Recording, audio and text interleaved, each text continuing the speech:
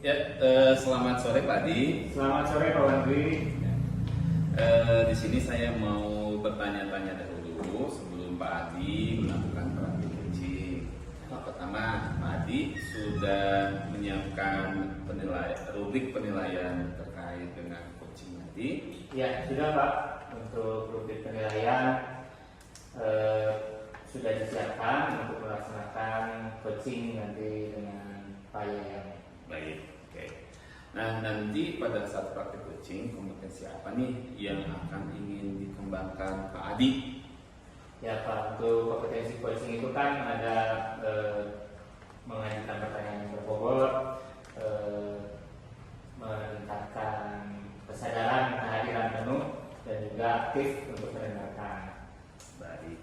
Nah, dari kompetensi itu apa yang lebih spesifik nih Pak Adi yang nanti akan diobservasi terhadap coaching? Yang jadi fokus saya Pak untuk praktik coaching nanti, saya akan coba fokus ke aktif mendengarkan pada saat coaching menyampaikan pendapat-pendapatnya. Oke, baik. Nah, berarti Pak Adi ini saya tanyakan lagi indikator tercapaian dari tujuan pengembangan yang akan diinginkan itu seperti apa nanti?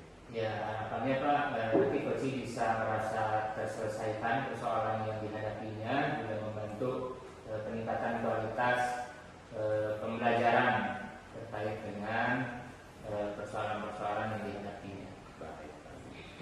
Nah, saya rasa untuk percakapan kita sebelum Pak Adi melaksanakan coaching dengan Pak Yaya cukup. Silakan untuk saat ini Pak Adi boleh melakukan praktik coaching bersama Pak Adi. Oke, baik. Terima kasih Pak Wandri atas kegiatan prak supervisi. Ya. Silakan saya. Si Pak Wandri, Adi. Alhamdulillah baik Pak. Sehat Pak ya? Sehat Pak. Ya, gimana Pak ya? Baru beres ngajar ini? Iya, ini baru hari pertama habis liburan ya Pak ya. Iya, masuk lagi sekolah ya Pak ya. Baik Pak Yayan, sesuai dengan kesepakatan yang sebelumnya sudah kita rencanakan, pada waktu itu kita sudah menentukan waktu untuk melakukan kegiatan supervisi berbasis coaching. Iya.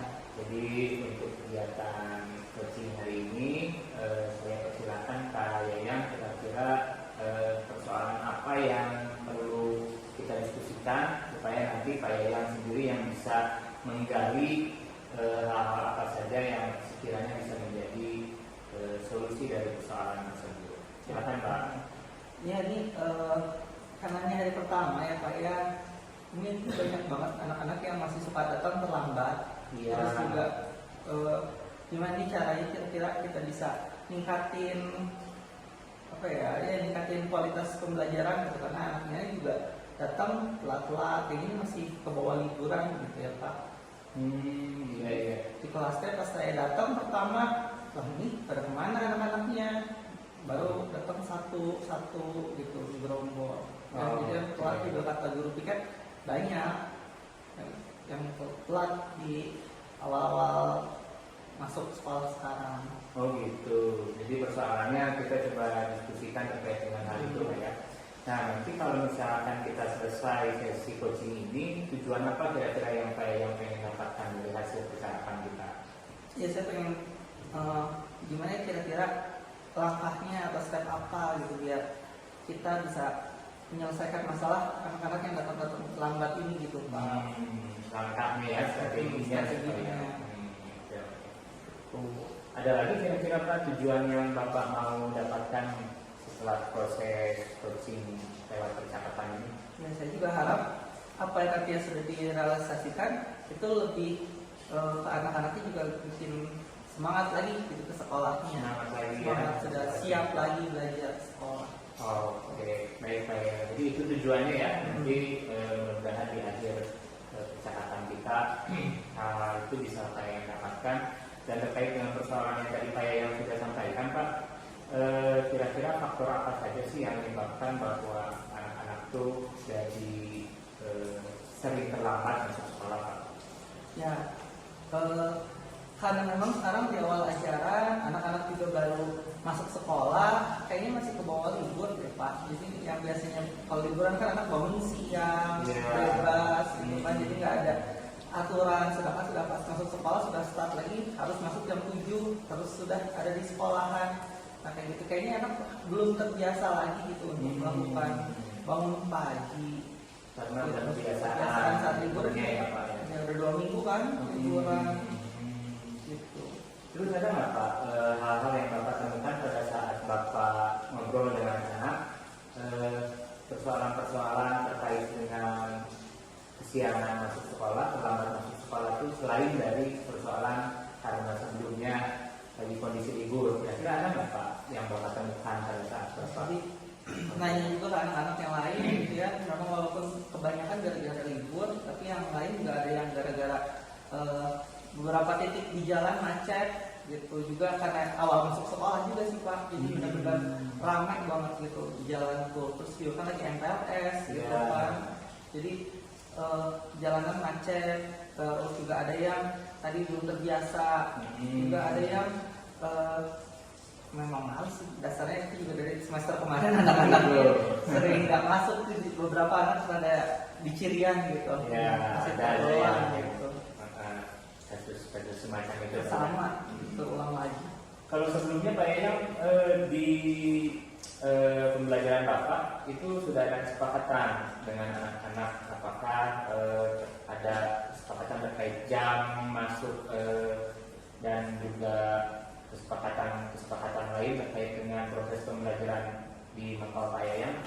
Kalau di Makau saya memang nomor 1 itu adalah tugas, yang kedua baru sikap. Nah dari sikap ini juga kan baru kita kelihatan mana anak disiplin, mana anak yang bertanggung jawab. Karena kan di sekolah SMK terutama itu kan profesionalisme ditanamkan ya Pak ya. Jadi disiplin itu memang harus nomor utama, 1 tanggung jawab itu sebagai orang yang profesional. Nah itu pada saat karena memang ini hari pertama sih saya belum juga membuat kesepakatan kelas sih, baru ya kenalan juga, ada beberapa anak baru yang masuk gitu kan, jadi kayaknya saya belum sempat ya untuk membuat kesepakatan kelas tahun ini.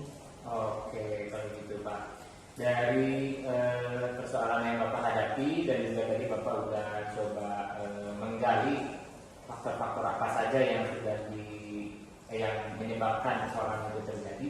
Kira-kira ke depan Bapak punya rencana nggak apa yang bisa Bapak lakukan supaya keterlambatan itu bisa menurun gitu, atau ya syukur-syukur bisa tepat waktu. Itu jadi saya keingetan dari tadi yang masalah kesepakatan kelas. Kayaknya untuk awal pembelajaran saya harus bikin dulu kesepakatan kelas, terus juga itu tadi mengingatkan kembali nilai-nilai kebaikan, budaya positif, biar anaknya teringat lagi, oh iya ini sudah kembali ke profesionalisme, harus sebagai pelajar punya tanggung jawab, baru kita sepakati. Itu kayaknya benar juga sih langkah awalnya itu. Terus yang kedua juga dikerjakan juga tuh kesepakatan kelasnya, jadi bisa anak tahu tanggung jawabnya sampai di mana. Sekarang kan kenapa kesiangan kayaknya juga memang belum ada kesepakatan baru gitu di tahun ajaran ini. Iya. Oke, selain itu Pak, kira-kira menurut Bapak kondisi idealnya sebenarnya kayak gimana sih Pak untuk proses pembelajaran yang Bapak harapkan, terutama terkait dengan kehadiran? Ini kerjasama dengan orang tua kayaknya juga harus ya Pak ya, soalnya juga yang terlambatan kan datang dari rumah ya, berangkat anak itu harus ada kerjasama juga dengan orang tua, biar ya itu ngebangunin anak misalnya lebih pagi lagi, yang biasanya bangun siang kan karena liburan kan suka diantep gitu kan. Nah ini karena sudah sekolah kita harus kerjasama juga dengan orang tua ya, mengingatkan di grup orang tua gitu untuk anaknya lebih disiplin lagi. Jadi pas datang ke sekolah pun juga anaknya bikin kesepakatan kelas. Iya benar. Jadi kesepakatan dengan orang tua juga perlu ya Pak. Ya, jadi tadi Bapak sudah sampaikan bahwa dari mulai siswa dan juga orang tuanya perlu keterlibatan untuk meningkatkan kehadiran Oke, menurut Bapak dari proses tersebut yang tadi sudah disampaikan, kira-kira untuk menjaga konsistensinya ke depan Pak, ada hal apa yang perlu Bapak coba rancang ya Pak untuk meningkatkan konsistensi dan kontinuitasnya keberlanjutannya Pak? Kalau meningkatkan konsistensi, kayaknya itu dibikin ya nilai-nilai kesepakatan kelas itu ditempel di kelas biar anak-anak tuh inget terus gitu dengan ya itu bisa tuh biar anak inget terus, oh ya saya nggak boleh terlambat, saya harus disiplin gitu kan. Terus itu juga salah satu, jadi kita sudah kesepakati ditempel dibikin figura gitu, tempelin biar selalu ingat anak-anak.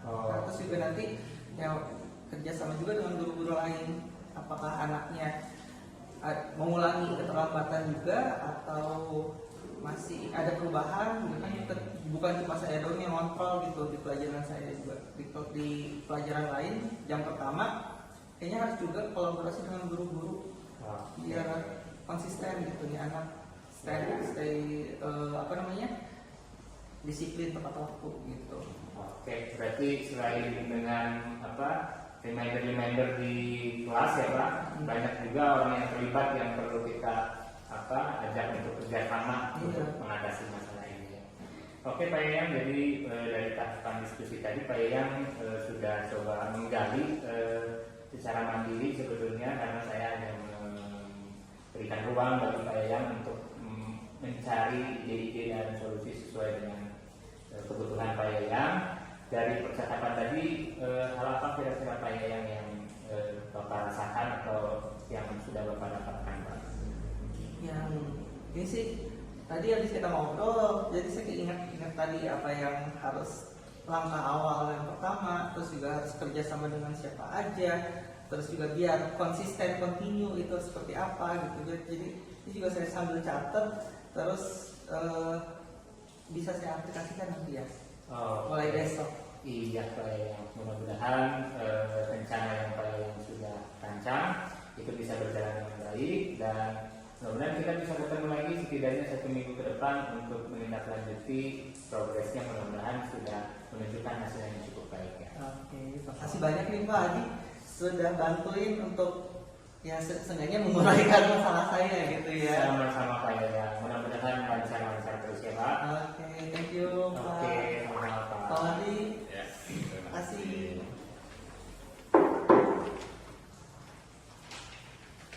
Baik, Pak Adi, Iya, Pak. saya melakukan pengamatan dari hasil coaching Pak Adi.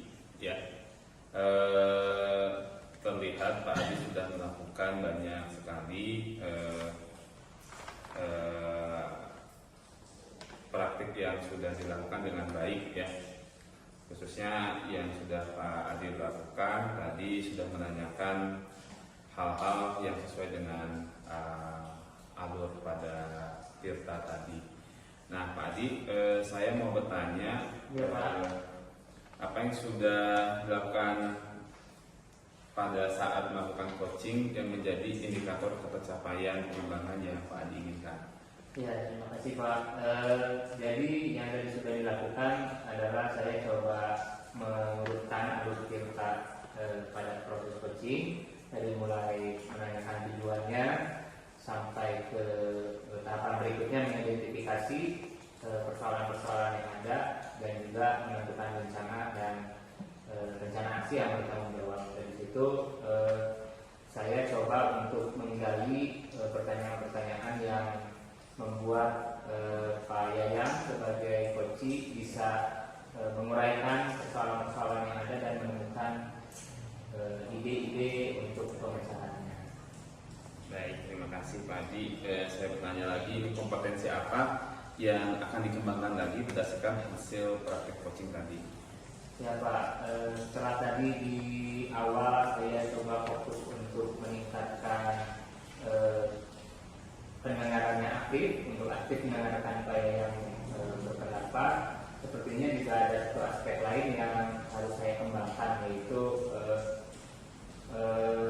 untuk melakukan atau meningkatkan perasaan kehadiran penuh pada saat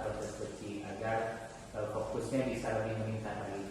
Baik, terima kasih Pak Adi. Itu pertanyaan dari saya sebagai supervisi dalam kegiatan pasca praktik coaching tadi. Semoga kompetensi Pak Adi khususnya dalam melakukan praktik coaching di sekolah Pak Adi nanti bisa dilaksanakan lebih baik. Amin. Terima kasih Pak Wali atas pasca supervisinya. Terima kasih, selamat sore Pak Adi. Selamat sore Pak Wali.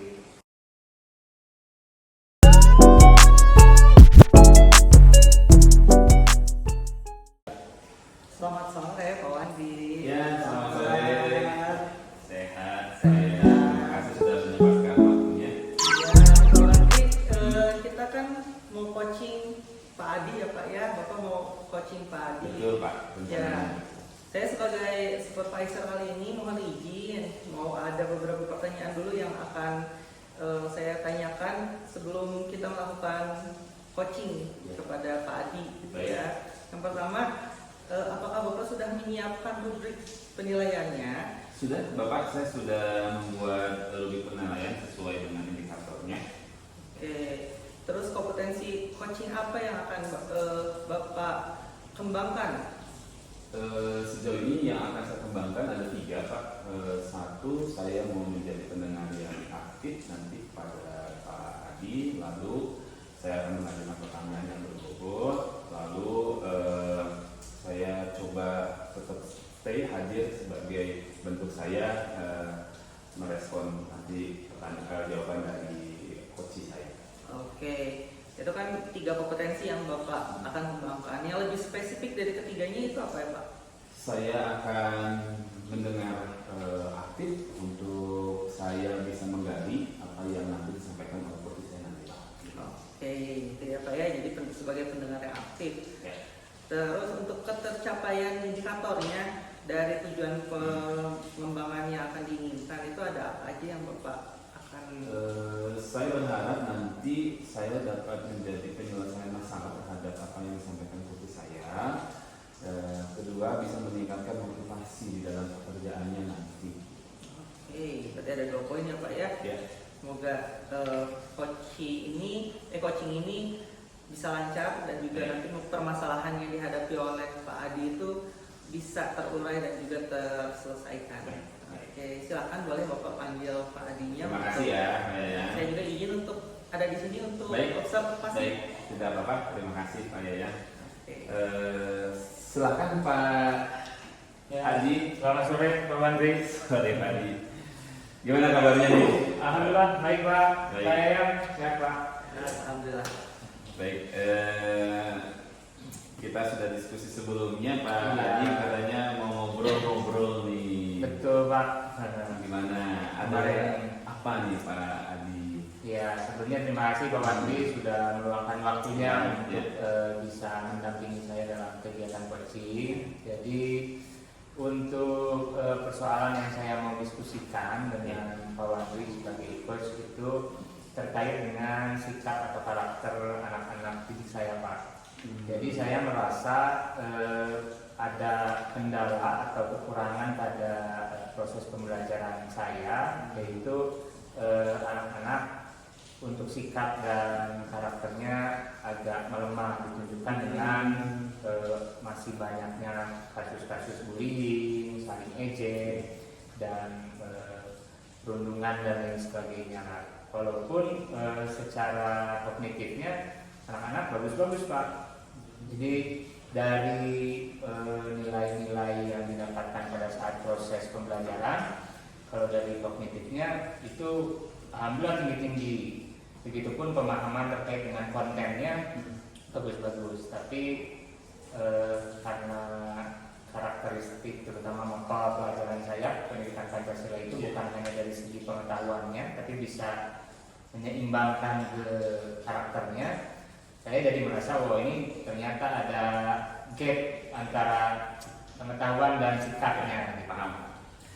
Oke, itu tujuan yang bagus ya menurut saya Pak Adi. Coba sekarang mari kita gali nih Pak Adi ya. Apa yang bisa Pak Adi perhatikan dari menurunnya karakter anak tadi, Pak? Ya Pak, yang saya lihat Pak, jadi ada beberapa kejadian-kejadian terutama untuk anak-anak di kelas saya itu untuk nilai saling menghargai dan saling menghormati antar sesama teman itu memang sudah agak cenderung berkurang Pak. Dan tidak dipungkiri juga dengan interaksi dengan guru itu juga tidak ada beberapa kasus yang tidak menunjukkan hal yang positif Pak. Jadi setelah saya lihat-lihat bahwa ada beberapa hal yang sepertinya ini agak kurang layak dilakukan oleh siswa begitu Pak. Baik. Apa saja menurut Pak Adi faktor yang mempengaruhi anak-anak itu kurang menghargai kepada temannya dan interaksi terhadap guru? Baik Pak, yang pertama sepertinya anak-anak itu memang banyak terpengaruh dengan berbagai macam baik itu dari segi tontonan ataupun interaksi dengan sesama teman yang agak kurang baik, sehingga nilai-nilai karakter saling menghargai, saling menghormati itu sepertinya sudah mulai pudar Pak. Itu yang pertama. Yang kedua juga karena mungkin selama pembelajaran di sekolah maupun juga pada saat interaksi di rumah itu kurang diberikan pemahaman terkait dengan pentingnya nilai-nilai karakter begitu, karena barangkali hanya dijejali dengan pengetahuan. Baik, Pak Adi, saya rasa baik kita akan mulai buat rencana aksi ya Pak Adi. Apa langkah-langkah yang bisa Bapak ambil untuk tadi mengurangi pengaruh tadi, faktor tadi yang Pak Adi sampaikan? Baik Pak, dari pertanyaan Pak Wandi sebelumnya saya jadi terpikir karena tadi saya coba sampaikan tentang adanya pengaruh-pengaruh lingkungan begitu. Saya jadi terpikir dan punya ide bahwa sepertinya bagus juga jika saya memberikan beberapa contoh baik itu dari cerita-cerita yang ada di film ataupun video-video pendek terkait pentingnya nilai-nilai saling menghargai antar sesama gitu. Itu yang pertama. Yang kedua, sepertinya saya juga akan membuat metode pembelajaran saya lebih mengarah pada tujuan pengembangan sikap, seperti misalkan simulasi konflik begitu. Jadi siswa diarahkan untuk memposisikan dirinya ketika berhadapan dengan situasi konflik, bagaimana nilai-nilai positif yang seharusnya ia tunjukkan, ia terapkan, itu bisa muncul di dalam pembelajaran sehingga selesai dari pembelajaran itu bisa diterapkan. Baik, menarik ya ini dua langkah yang Pak Adi sampaikan. Bagaimana Pak Adi untuk mengukur keberhasilan langkah-langkah tadi? Baik Pak Wandi, untuk mengukur keberhasilan atau ketercapaiannya, saya sepertinya akan coba buat rubrik Pak terkait dengan penilaian sikap bagi anak-anak saya, dan itu sepertinya bisa saya lakukan dalam bentuk observasi atau pengamatan. Juga saya akan buat jurnal dulu begitu untuk mencatat sikap-sikap siswa yang perlu penanganan khusus. Oke, baik, terakhir mari kita tentukan tanggung jawab Pak Adi ya. Apa yang akan Bapak lakukan untuk memastikan rencana Pak Adi tadi berjalan lancar, berjalan baik? Ya Pak, jadi ke depan setelah proses coaching ini saya akan coba untuk melakukan penerapan rencana tadi dan juga melakukan monitoring dan evaluasi secara berkala dengan pendekatan yang reflektif begitu Pak ya, supaya terlihat bagaimana penerapan rencana aksi itu bisa berjalan dengan baik. Luar biasa. Ya, semoga langkah-langkah dari apa yang Pak Adi sampaikan bisa diterapkan ya dan berjalan baik. Terima kasih sudah bisa menceritakan apa yang menjadi permasalahan Pak Adi khususnya.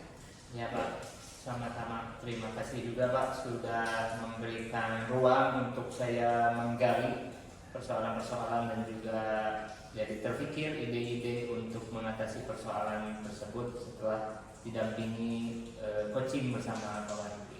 Jadi terakhir Pak Adi, maaf, kesimpulan apa jadinya Pak Adi yang bisa Bapak sampaikan dari hasil kita berdiskusi? Ya Pak, jadi kesimpulannya saya menemukan dua solusi yang bisa saya terapkan, yaitu yang pertama tadi terkait dengan memberikan contoh-contoh film atau media-media lain tentang karakter, dan yang kedua adalah memberikan penguatan pada siswa melalui metode pembelajaran simulasi konflik. Jadi dari situ saya menyimpulkan bahwa ternyata proses coaching ini tanpa coach yang langsung memberikan solusi pun, tapi mengarahkan pada penggalian coaching itu bisa ternyata lebih efektif saya rasakan menemukan solusi sesuai persoalannya. Terima kasih Pak Adi. Terima kasih Pak Wadri. Pertemuan ini ya, semoga lancar. Apa yang tadi disampaikan semoga terwujud diterapkan di sekolah. Amin. Amin. Ya. Terima kasih Pak. Sama-sama. Izin kembali lagi. Terima kasih Pak ya. Ya. Pak Wandri, Iya. mantap. Sudah melaksanakan coaching ya terhadap Pak Adi. Ada mungkin beberapa pertanyaan yang akan saya sampaikan pasca kegiatan coaching ini sebagai observer atau sebagai supervisor. Ya.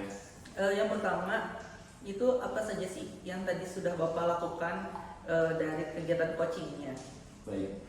Tadi saya merasa antusias sekali terhadap apa yang disampaikan oleh coach saya dengan saya menggunakan praktek coaching dengan alur tripartit, di mana saya harus mengawali mencari tujuan, lalu saya mengidentifikasi dari masalah yang disampaikan Pak Adi, lalu saya coba menyampaikan rencananya apa gitu, rencana aksi, dan terakhir adalah menentukan tanggung jawab dari Pak Adi.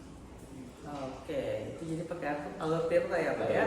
Nah, menurut Bapak sendiri setelah melaksanakan coaching tadi, adakah evaluasi atau refleksi diri dari Bapak? Apakah ada yang kurang ataukah ada yang baik? Itu menurut Bapak boleh disampaikan.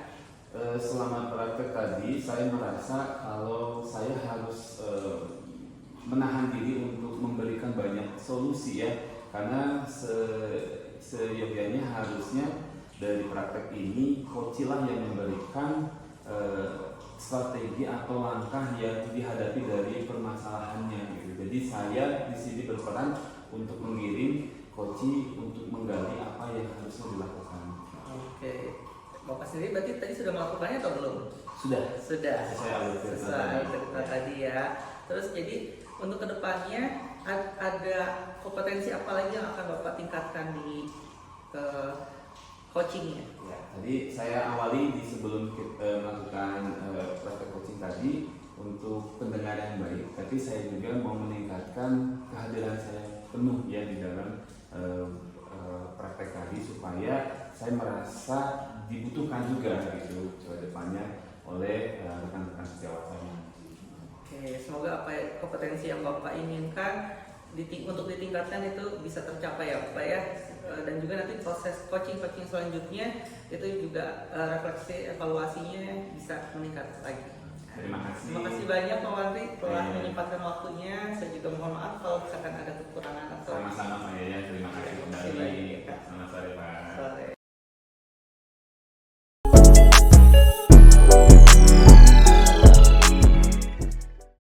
Assalamualaikum Pak ya. Gimana, sehat kabarnya Pak? Alhamdulillah baik. Alhamdulillah. Hari ini rencananya Bapak mau supervisi berbasis coaching ya? Iya Pak, mau sama Pak Wandri. Kebetulan beliau tadi sempat menghubungi saya untuk mau ada beberapa yang disampaikan, juga mau jadi Bapak nanti akan mendampingi coaching Pak Wandri ya Pak. Ya. Nah, sebelum Bapak melaksanakan coaching, Pak, mohon izin ini sebelum Bapak nanti diskusi bercakap sama Pak Wandri, saya mau tanya dulu, Bapak rubrik penilaian untuk percakapan coachingnya apakah sudah ada, Pak? Sudah Pak, sudah dibuat. Oke, jadi sudah siap ya Pak melalui rubrik itu.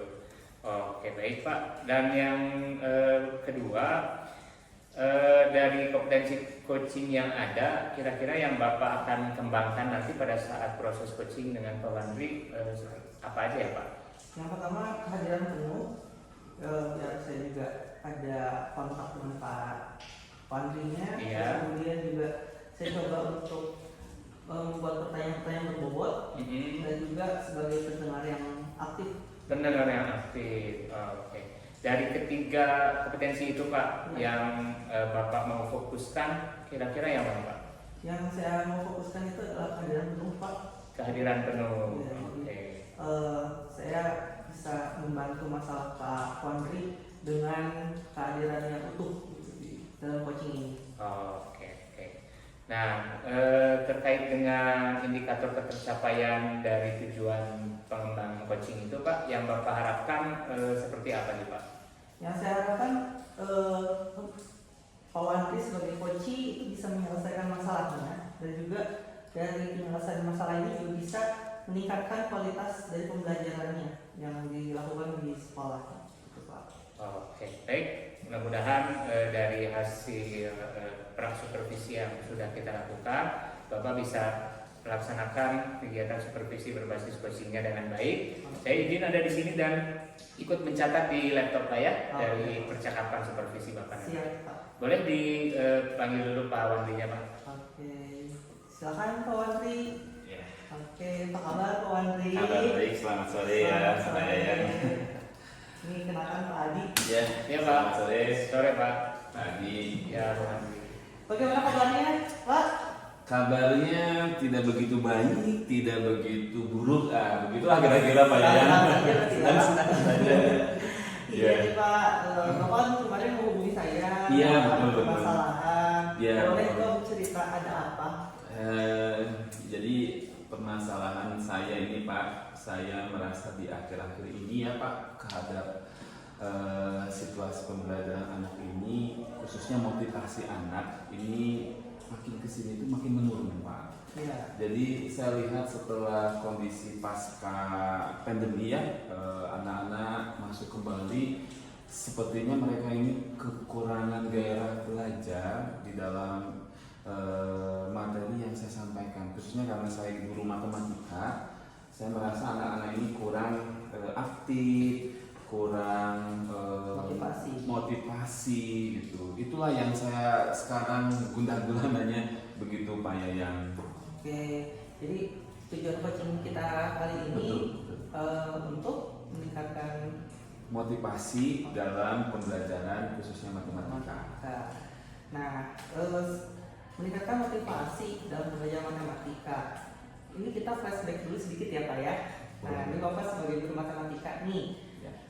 Bapak sendiri menilai diri Bapak, kita mulai dari diri Bapak, itu Bapak rasakan potensi apa aja sih Bapak sebagai guru matematika untuk meningkatkan motivasi anak-anak di kelas?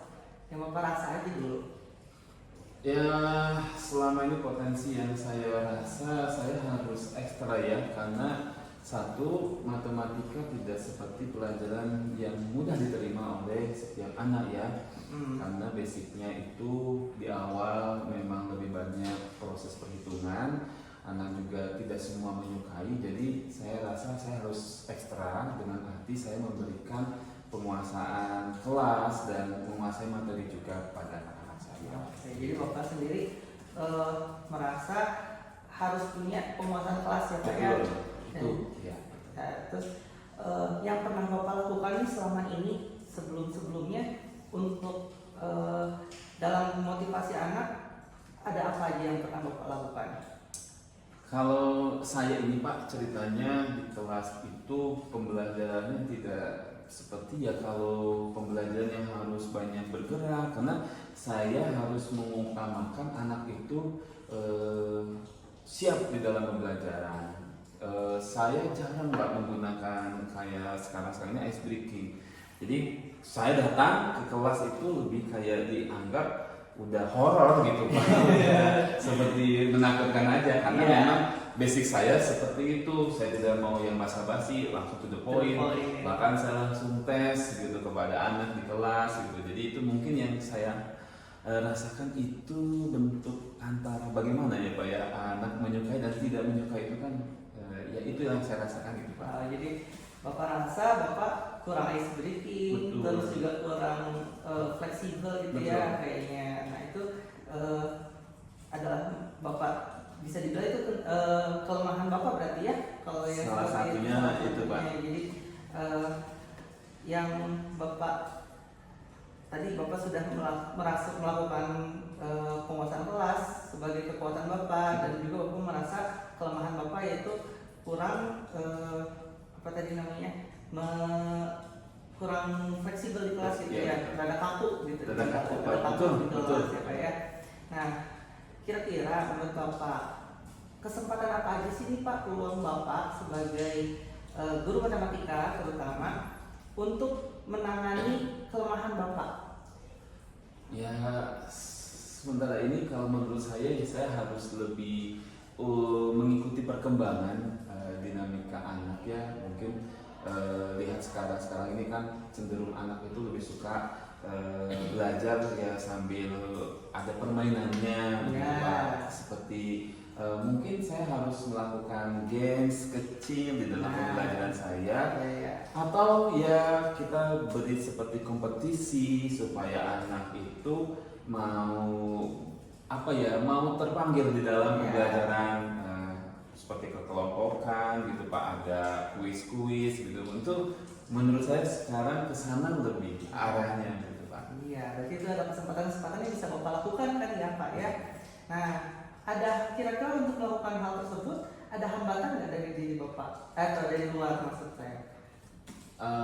Sampai sejauh ini saya tidak ada hambatan dari luar, hanya mungkin hambatannya dari dalam, dari diri saya Dari sendiri. diri Bapak sendiri gitu ya. Berarti kalau misalkan tadi ya Bapak juga sudah menyebutkan ya, Bapak merasa Bapak tuh rada kaku orangnya, gitu. Tapi Bapak sudah menemukan solusinya dari kesempatannya Bapak. Nah, mari kita rancang nih suatu kegiatan kira-kira menurut Bapak dari yang Bapak tadi ungkapkan. Kalau misalkan kita buat suatu rencana, langkah pertama yang paling pertama banget gitu ya, kira-kira apa sih Pak? Ya, yang pertama saya harus disenangi anak dulu dengan mungkin mengawali pembelajaran tidak tes ya. Kemarin tes saya coba dengan beberapa ice breaking Pak. Menarik karena memang saya harus banyak juga penguasaan tentang ice breaking ya, yang bisa menyenangkan anak. Berarti Bapak harus yang pertama ya membuat situasi belajar dengan ice breaking gitu ya. Selanjutnya ya mungkin saya ganti model belajar saya yang biasanya saya hanya di sentral gitu menyampaikan, lalu ada soal, lalu anak harus menjawab soal, jawab soal. Itu mungkin saya harus cari model lagi, mungkin lebih kepada kekelompokan atau membuat games gitu Pak. Ya ada permainan, ada kompetisinya. Jadi ada dua langkah ya. Ada lagi nggak nih langkah selanjutnya? Ya sesekali saya juga tidak harus pembelajaran di dalam kelas Pak. Saya ingin bawa anak juga di luar supaya mereka tidak merasa sumpah atau jenuh mungkin. Ada lagi Pak? Saya rasa sejauh ini itu saja mungkin ya Pak ya. Nah berarti Bapak nih sekarang sudah bisa nih. Bapak sudah tahu kekuatan Bapak sebagai guru matematika. Bapak sudah mengetahui juga kelemahan Bapak sebagai guru matematika, dan Bapak sudah menemukan, Bapak tadi sudah menyebutkan juga kesempatan apa saja. Salah satunya tadi ice breaking banyak, games gitu kan. Nah, terus kita susun, Bapak pertama tadi mencari informasi games-gamesnya ya kan. Terus apa lagi Pak tadi yang kedua? Metode pembelajarannya di kelompokan ya kan. Nah itu juga sudah rencana yang Bapak buat. Nah, kapan nih mau dilaksanakannya? Mungkin saya akan melaksanakannya minggu depan. Oke, minggu depan kita sudah, Bapak akan melaksanakannya. Berarti bentuk tanggung jawab Bapak nih, kalau misalkan itu berhasil, mau seperti apa? Tindak lanjutnya. Yang pertama saya, kalau itu berhasil, tindak lanjutnya saya akan meningkatkan kualitas saya Pak di dalam pembelajaran. Ya. Juga meningkatkan prestasi anak mungkin di kelas pada saat materi yang saya sampaikan. Kalau misalkan kebalikannya tidak berhasil, bagaimana solusi yang Bapak buat sebagai tanggung jawab Bapak sendiri? Saya akan coba gali lagi apa yang menjadi kelemahan saya dalam menerapkan rencana saya tadi. Saya sadar bahwa itu pasti ada sesuatu yang dianggap berhasil dan tidak Pak. Jadi saya harus mencoba lagi. Coba terus ya Pak ya. Oke, bagaimana nih? Sudah dapat solusinya? Ya, sampai sejauh ini saya sudah dapat solusi dari apa yang tadi saya awali permasalahan tadi Pak. Oke, jadi kita bisa simpulkan nih bareng-bareng. Ya. Apa yang Bapak dapat simpulkan dari coaching kita hari ini? Yang pertama tadi saya bahwa merasa motivasi belajar anak ini kurang, lalu saya coba mencari potensi apa saya sudah melakukan lebih, tetapi ternyata saya menyadari bahwa tidak semua bisa diterima dengan apa yang diharapkan siswa. Saya buat strategi atau rencana untuk meningkatkan motivasi saya belajar itu. Tadi ada 3, saya coba dengan membuat ice breaking, lalu saya ganti model pembelajaran dengan games atau quiz, dan sesekali belajar tidak harus di dalam kelas begitu Pak. Nanti saya coba main keluar. Main-main keluar. Ya. Oke. Ya, dari Bapak sudah menyimpulkan, kita tinggal aksi nyatanya ya Pak ya. Iya. Saya tunggu nanti untuk selanjutnya biar menjaga itu tetap konsisten. Rencana Bapak punya? Saya akan buat menu database mungkin ya Pak ya, supaya saya bisa mengontrol diri saya apakah apa yang sudah saya lakukan itu sudah rencananya sudah dilakukan begitu. Saya akan membuat database berupa checklist seperti itu. Oke. Gimana Pak Wandri? Ya, sekarang perasaannya sudah lebih tenang karena saya sudah dapat solusi dari permasalahan saya. Oke, semoga yang direncanakan oleh Pak Wandri tadi itu terlaksana dengan baik. Ya. Dan juga hasilnya bisa diukur secara kontinu. Terima kasih Pak Yayan ya untuk kesempatan ini. Oke, makasih banyak Bapak. Ya. Yang mungkin kita akan coaching lagi di Iya, kesempatan selanjutnya. nanti saya akan sampaikan kembali. Terima kasih. Terima kasih banyak ya Ya, Bapak. terima kasih ya Pak Yayan. Mohon izin ya Ya. untuk keluar. Terima kasih. Sama-sama Pak. Ya, baik Pak Yayang, sudah selesai coachingnya ya? Siap Pak Adi. Gimana? beres. Sudah apa perasaannya setelah Bapak sudah coaching dengan Pak Wandri? Yang kalau saya sendiri puas karena Pak Wandrinya sendiri bisa menguraikan apa yang menjadi permasalahan, dan Pak Wandrinya juga sudah menggali apa yang bisa dilakukan. Nah, tadi yang saya sudah lakukan itu menggunakan coaching alur cetak, dimana awalnya saya tanyakan dulu tujuannya kita coaching itu apa. Tadi Pak Wandri bilang untuk meningkatkan motivasi, terus saya coba gali identifikasi apa saja yang Pak Wandri punya, baik itu dari kelemahan, kekuatan, terus kesempatan, dan juga kendala yang akan dihadapi, tantangannya apa. Dan kemudian Pak Wandri membuat rencananya dan juga membuat komitmen diri sendiri untuk menyelesaikan permasalahan tersebut. Oke, jadi Pak Yayang tadi sudah melakukan tahapan-tahapan tirta itu Pak ya, dari mulai tujuan sampai ke rencana aksi yang bertanggung jawab. Nah, dari catatan saya yang tadi sudah dilakukan pada saat percakapan antara Pak Wandri dan Pak Yayang, alhamdulillah ternyata Pak Yayang sudah menggali secara cermat begitu terkait dengan persoalan yang dihadapi oleh Pak Wandri, dan juga Pak Wandri sendiri sebagai coach yang bisa menguraikan persoalannya sampai ke mengarah pada solusinya begitu, dan itu jadi satu hal yang positif buat Pak Yayang untuk melaksanakan coaching sebagai coach, karena akhirnya coach bisa melihat sejauh mana kemampuannya dan juga solusinya seperti apa yang sesuai dengan karakter coach sendiri. Dari proses diskusi tadi, Pak Yayang, menurut Pak Yayang kompetensi apa yang Bapak mau kembangkan lebih dalam lagi, Pak? Yang mau saya kembangkan dalam berdasarkan coaching tadi itu saya harus berlatih lagi untuk membuat pertanyaan-pertanyaan yang berbobot, Pak. Jadi biar apa yang saya tanyakan kepada coach itu bisa lebih memancing dan menggali lebih dalam lagi apa yang coach butuhkan dan juga apa yang coach miliki informasinya gitu. Jadi untuk kompetensinya yaitu membuat pertanyaan berbobot itu kan saya tingkatkan lagi, Pak. Oke, mudah-mudahan kompetensi yang Bapak targetkan untuk ditingkatkan bisa tercapai ya Pak ya, dan proses coachingnya bisa dipertahankan seperti tadi, dan syukur-syukur bisa lebih meningkat lagi kualitas sebagai coachnya.